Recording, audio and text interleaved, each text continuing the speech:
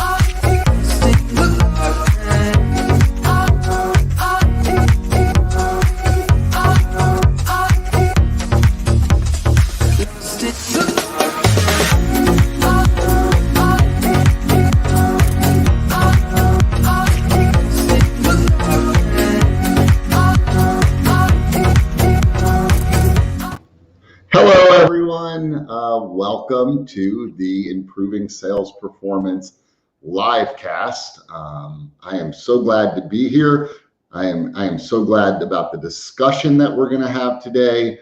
Greg Giersch is one of the partners here at CSS and is the perfect person for today's topic of kind of looking behind the scenes on the creation of the Impact Sales Leadership System. And we'll get to all of that in just a second. I do want to welcome everyone to the LinkedIn livecast. And if maybe you're watching live on YouTube, and if you are watching on YouTube, if you could remember to like, subscribe, and share, as we are in a constant quest to improve the number of subscribers that we have. Shay, who's our marketing manager and our producer, is always reminding me to make sure to remind people to sign up and subscribe. It's free.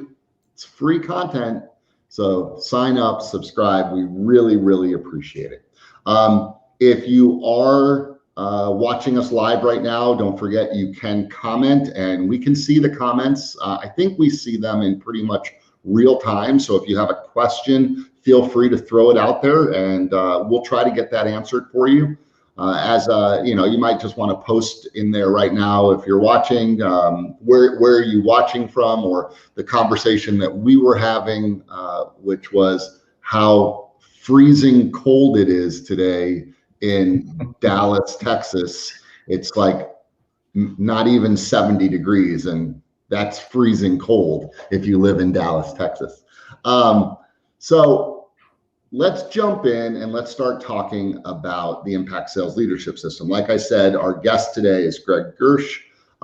Greg is a partner here at the Center for Sales Strategy and truly the very best person that we could have on the show to talk about the how this impacts leadership system was built.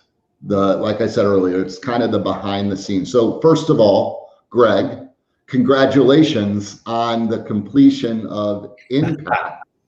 Help everyone understand the size of this project. I mean, give us the details, like how long did it take? How many people were involved? Give us kind of the big picture of it. Sure, this was huge. We started several years ago, and it began with John Henley, who you talked to last week, and it really started with gathering all the consultants. And one of the things was taking all this material that our consultants had been doing for the last 30 years in some way, shape, or form, and putting it into a framework. So that took a lot of people. It began with many meetings of the brain trust of the consultants here at CSS. Then we moved on to meetings, several on the East Coast with thought leaders and top level leaders in our client base. And we went, then myself and John Henley wrote the lion's share of the courses and the concepts. I acted more like a product manager, producer. We had designers, narrators, proofers. We had different designers for the courses and for the downloads. And I want to talk to you about all those pieces, but lots of people. So from start to finish, 2 years, roughly? From conception to finish, 2 years. Yeah. And we were building it for about a year, but I'd say, conception to get it really to where it was. Yeah, because building it, it's like if you're building a house, well before any building starts, there are architectural drawings and there's discussions about what you want. There might even be the selection of land.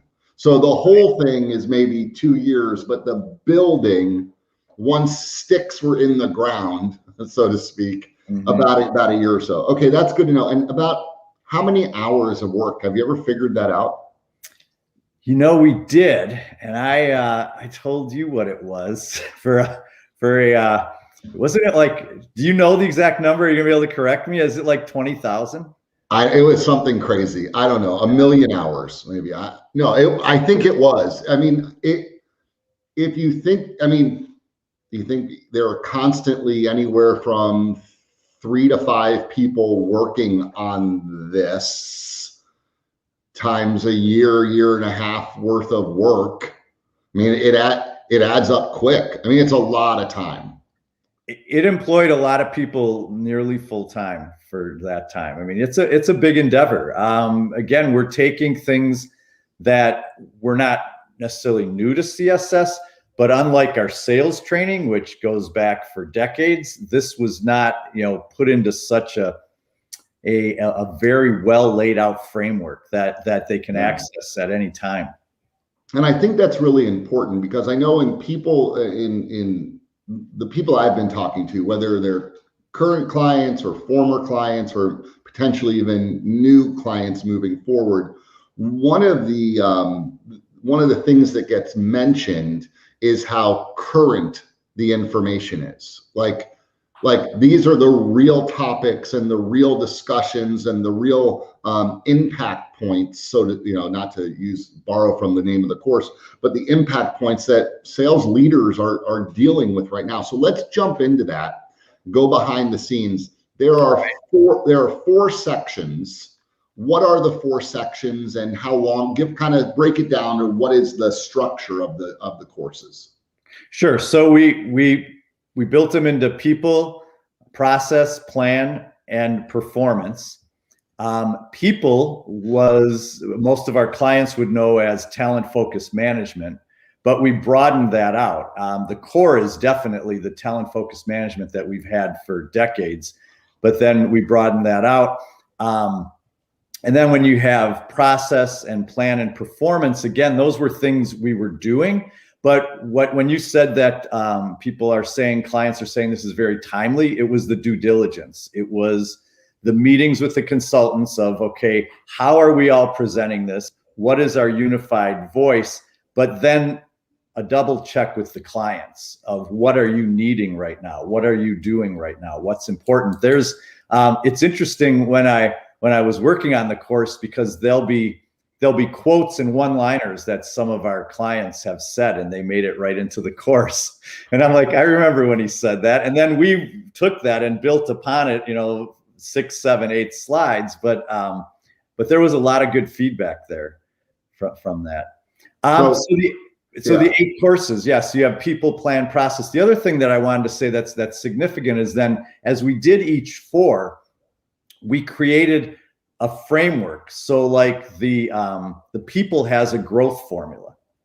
So we've had that in some form. We really refined it for this. And so you have an image, an infographic, so to speak, of here is how we deal with people. Then you move to process, and we created a pyramid. And we didn't just say, let's do a pyramid. I mean, we talked a lot about, I mean, John talked about, well, the foundation is critical and you got to build it. And so we really thought about that. Then when we went to plan, we kicked around a lot of ideas, but it was a puzzle, because you can put a puzzle together in a different order, but they have to fit together. And then finally, with performance, we decided on a dashboard, because in the end, metrics are so important. And that's something that's really nice about this too, is you'll see the importance of metrics all throughout. So there are 4 sections: people, process, plan, performance. And in each section, there are 8 courses. How long is a course? Like, how much time is someone going to invest in a course? So the length is real important. We as a company have gone from having, 10 years ago, even 5 years ago, we might have a course that's 30 minutes, 45 minutes, an hour. And we have really adapted the idea of chunked learning. So we're doing courses that are generally 5 to 15 minutes. We might have a course, I don't think we have anything under 5, but something might be under 5 if that's all you need to say it. And I think we have one course that's 17 minutes, because we worked hard to get it shorter, but you only want to make it as short as you can and still get all the information across. So everything's about 5 to 15 minutes. And there's a lot of time spent, because first you write everything you want to say. Then you try and say it in 5 to 15 minutes. So. Yeah, it's much easier to build a 45-minute course than it is to build a 10-minute course. Right, and John writes, all these great concepts, and so my role often is, okay, how do I make sure this is said succinctly enough without changing what he said? And usually we work after so many years together well, but then there's always that feedback of, am I still keeping what you meant to say, even though we're saying it shorter? Yeah, when I compare the Impact Sales Leadership System to other management training courses out there in the world, the biggest thing that I see is that Impact is very succinct. Impact is very crisp. Right? There's nothing added in there that you roll your eyes and say, I don't really need this. I mean, every single thing. In fact, I think I've shared with you, there are a couple of courses in Impact that I've gone through several times, the same exact course, just because it is so jam-packed with information, whether it's the one on doing individual focus meetings, or the one on pipeline management, or the one on accountability. There is so much in there that is so important that I find myself just going back and doing it again, especially when you only have to make a 10-minute investment, a 15-minute investment to get completely caught up. It just seems really worth it. So I know there's an ongoing discussion in the training world about certifications and final exams and final tests and quizzes. And I know with Impact, there's been a decision made to use quizzes. Tell me about the quizzes and how often are they given, and what are they there for? Well, it was a conscious decision. I mean, we as a company are certainly not against certification and final exams, but in this case, we decided to go with quizzes because the quizzes are meant to be a review, and so they're more frequent. They're spread throughout. They're not at the end, and they're meant to be a spot check of, did I really understand that, and then check on that. Whereas an exam, is saying that remembering all this structure and how to do it and how to give us the right names back is important. In the sales process, I think that's extremely important. In something like this, where the managers need it, it's more important that they understand it and can go to it and use our forms than that they could regurgitate the exact phrasing we used and stuff. So the quizzes are really meant to enhance the learning. Yeah, I was talking to someone on our team earlier today, and we were having this discussion about if the goal of impact was to prove that a course was or that the whole thing was taken so you could check a box and say, we delivered training to this group of people, then all you need to do is put a test at the very end and have them do it. But if your goal is you want people to get results because they're using the information that is in impact, then you're more focused on getting people to learn and use than you are getting people to prove they finished. Right. It's just a different mindset. And I would much rather be on the side of let's get people to use the information and drive real revenue performance for the companies that they work for than simply to check a box so they can say that, oh, I did that, done. So right. I'm glad that that's the direction that we went. All right, so let's talk about, this is where it gets kind of meaty. So I'm going to let you guide us through this. But the process of building a course, like I know that a lot goes into it. There's subject matter experts and determining the direction and the writing, editing, all that. Kind of walk us through that. Like, how does it happen? Sure. Well, it begins even before the subject matter expert. It begins with a company like ours saying, we need this, that we've heard our clients have a need for this. But then the meat of it, as you said, starts with an SME. And so that's our industry term in training and things like that for subject matter expert. So, and then the subject matter expert is the one, when we build courses for our clients, they're the subject matter expert on their stuff. In this case, we are the subject matter experts, but then you don't stop there. We even met with our clients many times, because what better subject matter expert than the ones that are out there doing it and the ones that we know have been rather successful at it. And then also to ask them, well, what do you feel you need beyond what you're already successful at? So you've got the SME, they create the content. Then you're gonna, what my role often is, especially with clients helping them build something, is, well, how are we gonna structure this? And John had a real big vision, real firm vision of that. But as we built it, as we got feedback again from clients and consultants, that structure was fluid all the way down until we launched something, because you can't get too married. You need a format, because the first thing before you start writing anything is you got to say, what are we going to say? It's like doing an outline before your term paper in college or something. You gotta be structured, or your strategic plan. You got to have the outline first. So then we've got that structure. We start on the writing. And then it's interesting because someone writes, but then someone edits. And then the person who wrote checks again. And then you might take those, or it might bring up new questions. So you edit again. Then you go to a designer. So now we're ready for a designer. And it's nice that our main course designer is not offended by, she doesn't mind if people say, I want you to make this look pretty. But it's so much more than make it look pretty, and some designers just get crazy with that phrase, because it's an instructional design. They're working on what should go on the slide.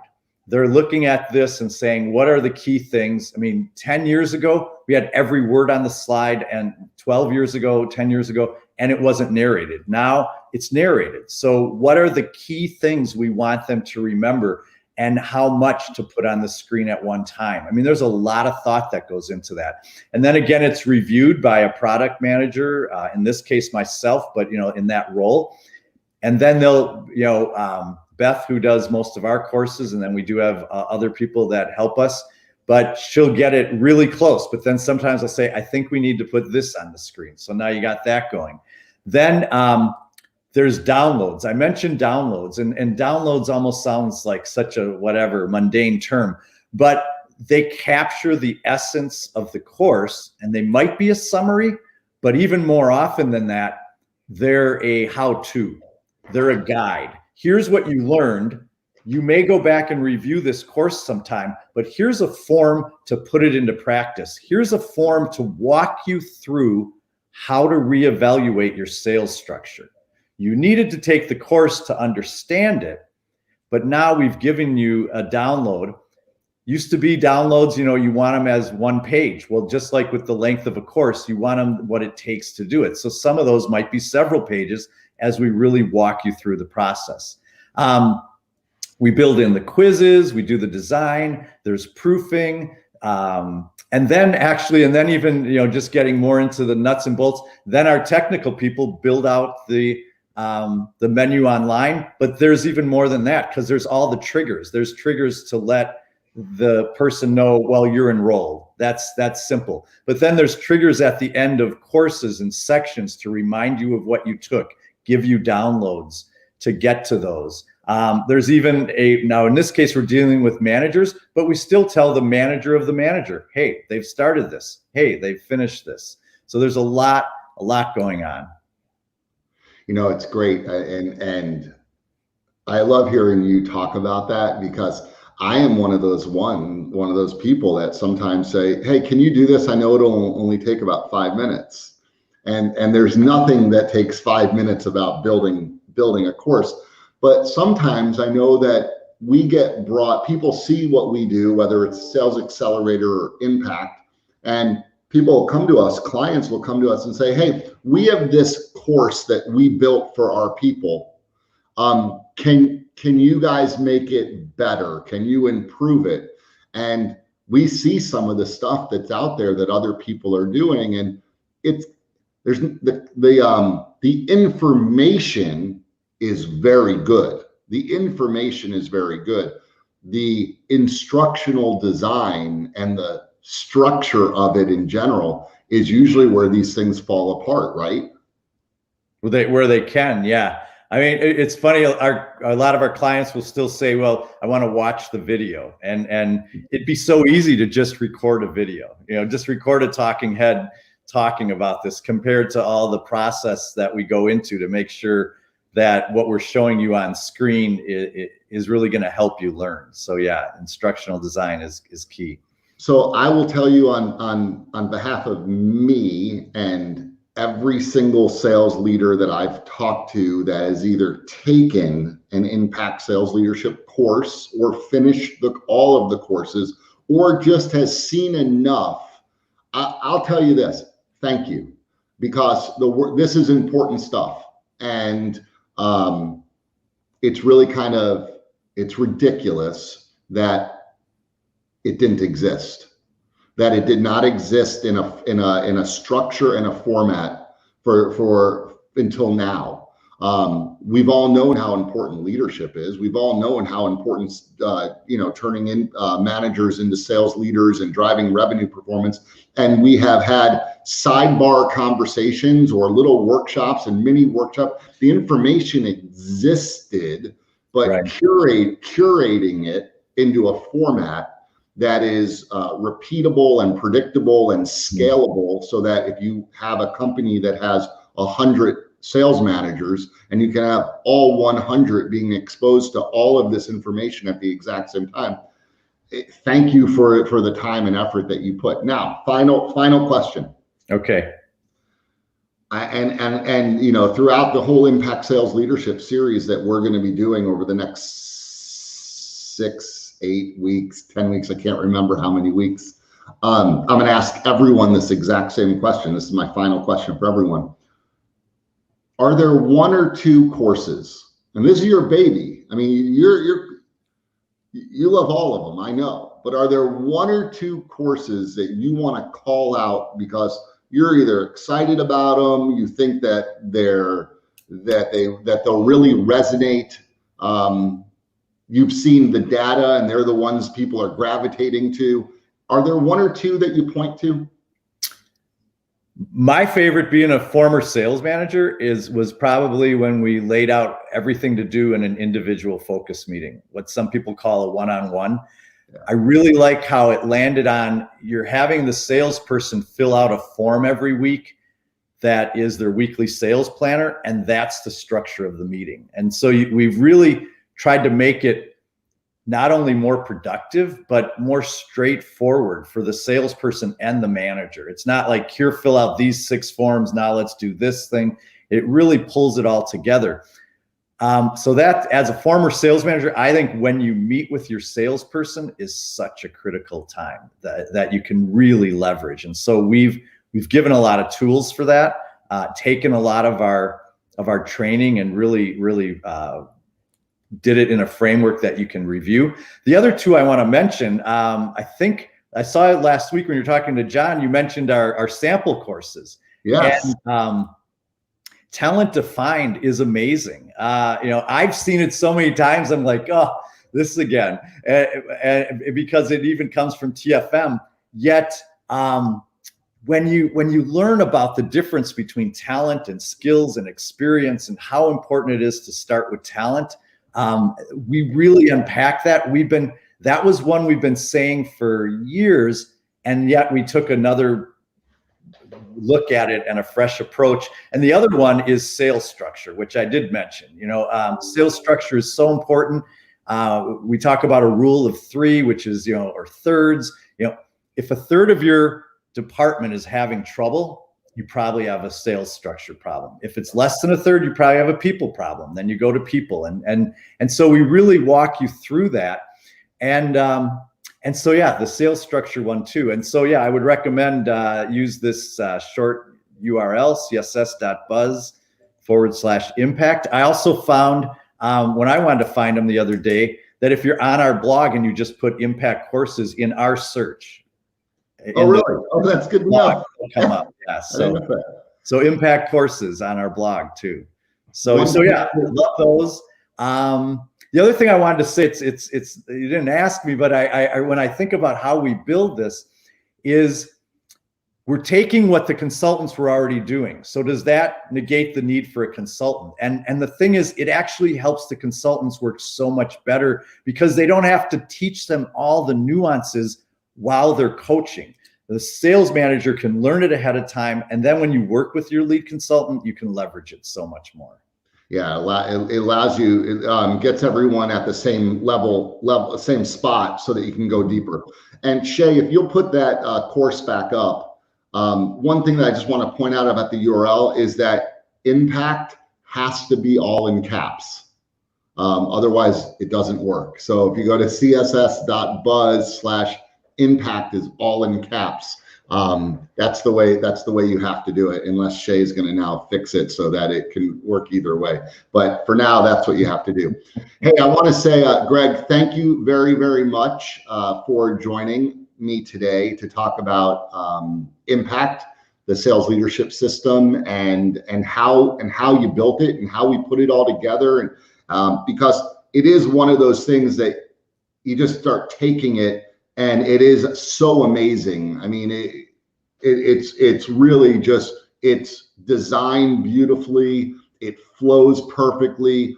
Every course leads right into the next one, just the way you would want, although you don't have to take them in order, but they do naturally progress correctly. And it's kind of like binge watching a show on Netflix or on HBO Max. They just, as soon as one ends, you're like, okay, now I just want to do the next one, because they weren't so long that you were bored. And it's like, oh, I got that. Now I want to do the next thing. So thank you for all of that. I want to also tell everyone, join us next week when we're going to jump into the courses. And next week, we are going to jump into the people courses. And we're going to have Beth Sunshine on, and who's our partner and our VP of talent. And we're going to dive into everything that you can expect to get out of the people course. So thank you very much. Have a nice week, and we'll see you next week.